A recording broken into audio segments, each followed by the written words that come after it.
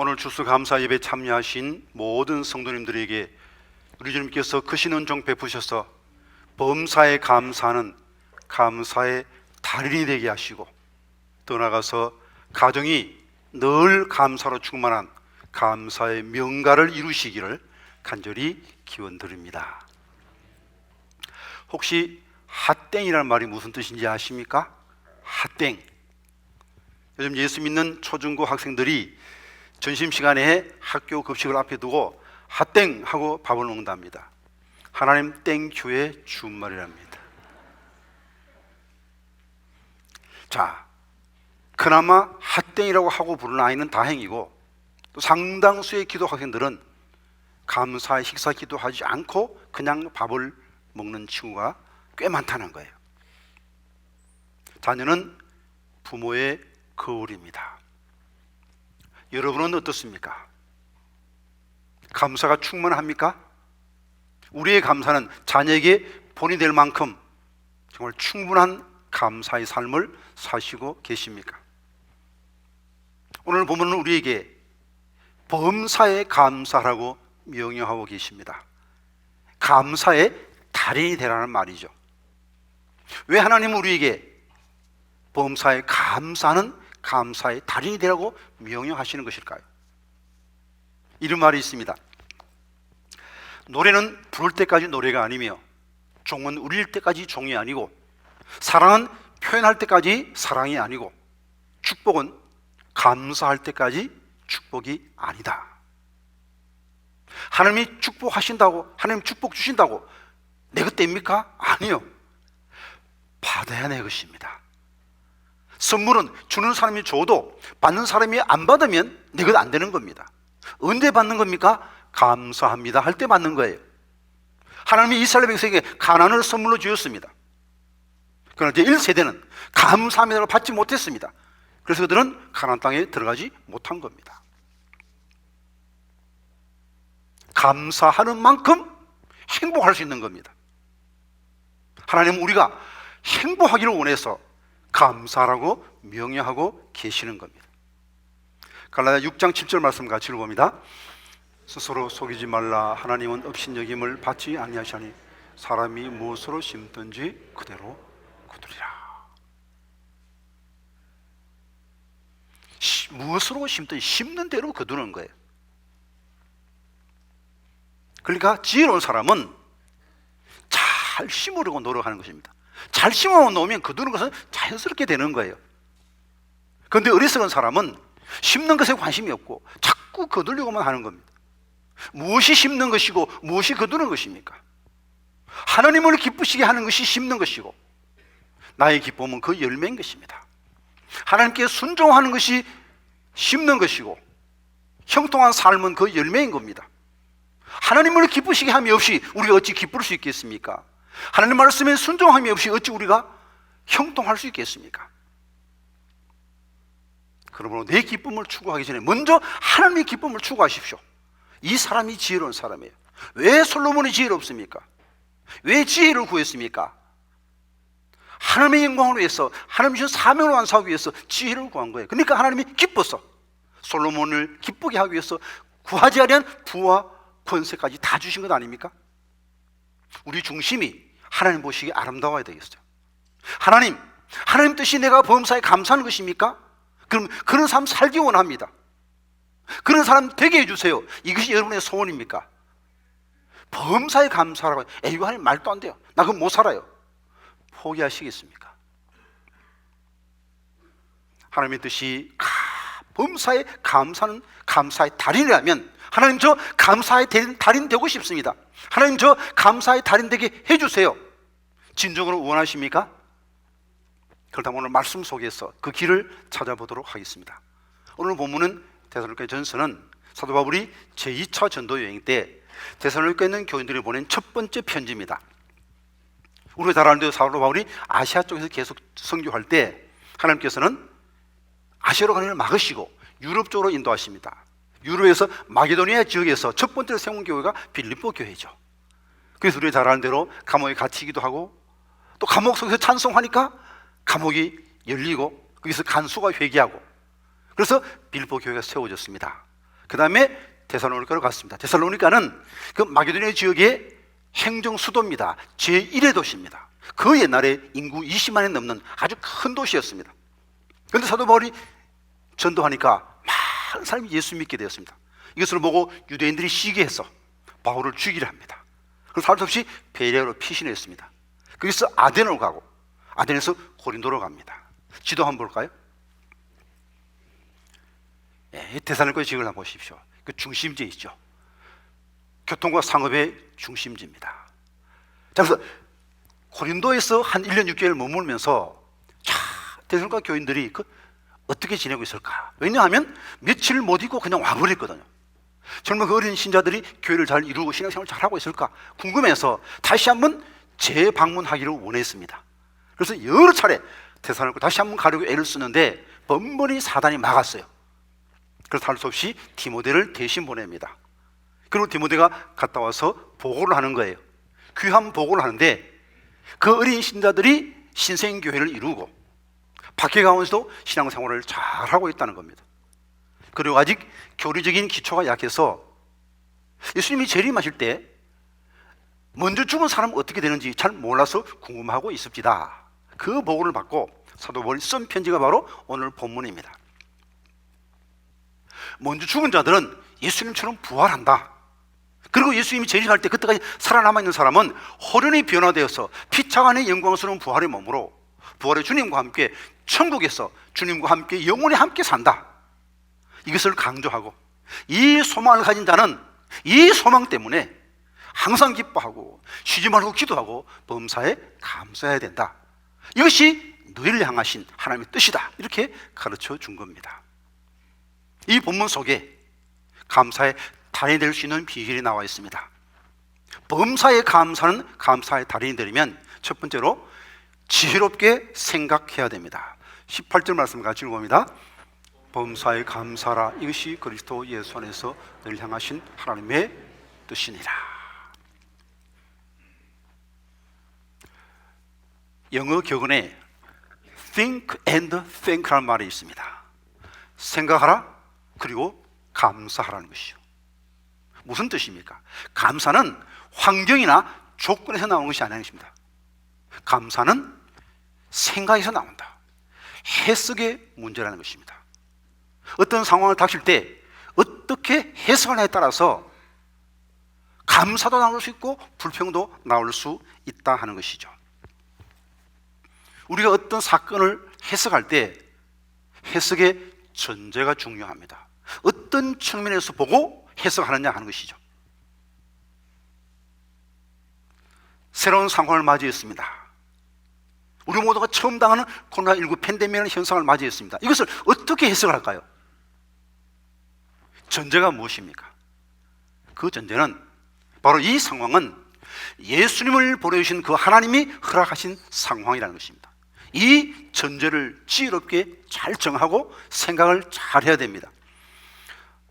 로마서 8장 말씀 같이 읽어봅니다. 자기 아들을 아끼지 아니하시고 우리 모든 사람을 위하여 내주시니가 어찌 그 아들과 함께 모든 것을 우리에게 주시지 아니하겠느냐.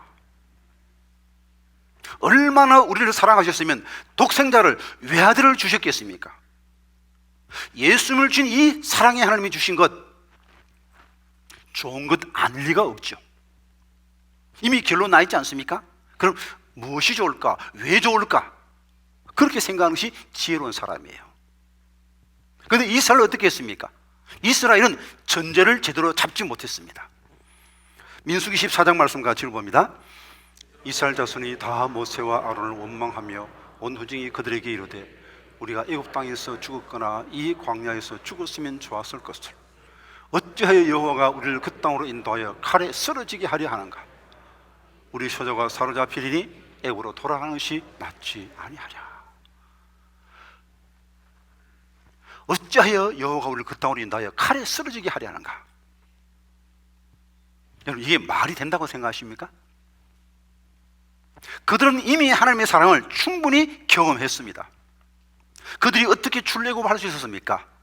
어떻게 세계 최강의 바로의 군대를 물리치고 출애굽할 수 있었습니까? 하나님이 홍해의 기적으로 애굽의 군사를 다 수장시켜 버렸습니다. 그래서 출애굽할 수 있었습니다. 그리고 광야 40년 어떻게 살아왔습니까? 지도도 없고 길도 없는 그 길을 하나님이 날마다 구름 기둥 불 기둥 인도해 주셨기에 그들이 오늘 여기에 이르는 겁니다. 그리고 아침마다 만나를 주시고 저녁에는 메추라를 주셔서 굶어 죽지 않고 여기까지 온 겁니다. 그리고 지금 여기서 죽게 하려고 여기까지 인도하셨다? 이 말이 되는 겁니까? 이게 생각이 있는 사람의 말입니까? 지혜롭지 못했습니다. 전제가 지혜롭지 못했습니다. 잠언 4장 말씀 같이 읽어봅니다. 무릇 지킬 만한 것 중에 더욱 내 마음을 지키라. 생명의 근원이 이에서 남이니라. 구르지 말을 내 입에서 버리며 비뚤어진 말을 내 입술에서 멀리하라. 마음을 지켜야 되죠. 마음은 지정의가 있습니다. 이 감정이라는 것은 늘 흔들리는 거예요. 이 감정에 따라서 결론 내리면 안 됩니다. 똑바로 지식에 입각해 똑바로 판단하고 의지로 결정을 내려야 되는 것입니다. 그래서 결정을 내릴 때 첫 마디가 중요합니다. 5만 가지 생각이 나겠죠. 그때 첫 마디가 긍정적이면 생각이 긍정적으로 확 가고 첫 마디가 부정적이면 생각이 부정적으로 확 가는 겁니다. 생각이 말에 영향을 주지만 말이 생각에 영향을 주기도 합니다. 그러므로 새로운 상황을 막 탁 닥쳐서 첫 마디가 중요한 거예요. 혹시 집에 마당이 있습니까? 요즘 대부분 아파트에 사시죠. 또 마당이 있었다 잔디가 있지 않습니까? 그런데 제가 어릴 때는 아파트가 거의 없었죠. 저희 집이 마당이 있었는데 그냥 맨 땅입니다. 꽤 넓었는데 갑자기 소나기가 오게 되면 그 마당이 평평하지 못하기 때문에 물이 고여요. 그 물을 빼내야 되는데 주로 그 일을 제가 했습니다. 자, 오른쪽으로 물을 빼내고 싶으면 오른쪽에 물꼬를 터주면 물이 그쪽으로 쫙 갑니다. 왼쪽으로 물꼬를 터고 싶으면 그쪽에 물꼬를 터면 물이 그쪽으로 쫙 흐르는 거예요. 처음 물꼬를 어디로 터냐에 따라서 물길이 정해지는 겁니다. 코로나19 팬데믹이란 정말 처음 이 모든 상황을 맞이했을 때 어떻게 할 겁니까? 하나님, 이것까지 합력하여 선을 이룰 줄 믿습니다. 하나님 감사합니다. 그렇게 고백하고 생각하면 생각이 감사를 찾는 방향으로 가는 거예요. 뭐 이래? 오마하고 짜증하는 말을 먼저 내뱉게 되면 불평한 생각들이 자꾸 나는 거예요. 감정이 갈대로 흔들리면 안 됩니다. 마음을 지켜야 됩니다. 지혜롭게 생각해야 됩니다. 무에서 생각해 보십시오. 하나님이 창조 주십니다. 모든 것 다 하나님이 주신 겁니다. 무에서 생각하면 감사하지 않은 것이 하나도 없는 거죠. 이번에 코로나19 당하고 보니까 평범한 일상이 당연한 것 아니지 않습니까? 아, 다 하나님 주신 은혜였구나 깨닫게 되죠. 제가 병원 신방 갈 때 꼭 하는 기도가 있습니다. 먼저 감사의 기도부터 합니다. 아니지 입원했는데 뭐 감사하겠다고 감사하겠습니까? 그러나 저는 반드시 감사의 기도부터 합니다. 하나님, 지금까지 건강하게 지낸 것 감사합니다. 이렇게 막상 입원하고 보니 그동안 병원 밖에서 보낸 그 많은 시간들이 당연한 것이 아니고 하나님의 은총이 있음을 깨닫게 됩니다. 하고 감사 기도하는 거예요. 그리고 치유를 위해서 기도하는 겁니다. 무에서 생각하면 다 감사해요. 어느 시골 조그만 교회에서 목회하는 목사님이 가을에 배추밭에 풀을 뽑고 있었습니다. 가을 햇볕은 뜨거웠고 잡초는 뽑아도 계속 나옵니다. 그때 사탄이 옆에서 속삭입니다. 목사님, 이래도 범사에 감사하시겠습니까? 이때 목사님이 한마디로 그 사탄의 비양을 물리쳤습니다. 하나님, 이 잡초가 메뚜기처럼 이리저리 뛰지 않고 제자리에 가만히 있게 해줘서 잡초를 잘 볼 수 있게 해줘서 감사합니다. 상황 끝. 감사를 찾겠다고 결심을 하면 감사거리가 보이는 거예요. 어떤 상황에서도 감사의 조건을 찾을 수 있고 감사하면 감사의 눈이 열리고 그러면 범사에 감사를 주는 사람이 되는 것입니다. 지혜롭게 생각하십시오. 십자가에서 생각하십시오. 무에서 생각하십시오. 겸손하게 모든 것이 다 하나님의 은혜임을 기억하며 감사를 찾으시는, 감사를 고백하시는 복된 성도님들 다 될 수 있기를 간절히 기원드립니다. 범사의 감사는 감사의 달인이 되려면 두 번째, 근본적인 것에 집중해야 됩니다. 13절 이하의 말씀 같이 읽어봅니다. 형제들아, 자는 자들에 관하여는 너희가 알지 못함을 우리가 원하지 아니하노니 이는 소망 없는 달리와 같이 슬퍼하지 않게 하려 함이라. 우리가 예수께서 죽으셨다가 다시 살아나심을 믿었진데 이와 같이 예수 안에서 자는 자들도 하나님이 그와 함께 데리고 오시리라. 주께서 호령과 천사장의 소리와 하나님의 나팔 소리로 친히 하늘로부터 강림하시리니 그리스도 안에서 죽은 자들이 먼저 일어나고 그 후에 우리 살아남은 자들도 그들과 함께 구름 속으로 끌어올려 공중에서 주를 영접하게 하시리니 그래야 우리가 항상 주와 함께 있으리라. 우리가 항상 주와 함께 있으리라. 어디에서요? 천국에서. 어떤 몸으로요? 부활의 몸으로. 이것이 가장 중요합니다. 여기에 생각을 집중해야 됩니다. 여기에 비하면 세상의 모든 것들은 다 차는 것에 불과합니다. 사도 바울은 그거 다 배설물 같은 것이다. 굉장한 것 같지만 마지막 순간에 보면 아무것도 아니에요. 우리는 지난주에 전 재벌 총수의 사망 소식을 들었고 그의 장례식하는 모습을 TV를 통해서 보았습니다. 무슨 생각하셨습니까? 한국 최고의 재벌 총수였는데, 그리고 전 대통령의 대법원 판결을 들었습니다. 무슨 생각하셨습니까?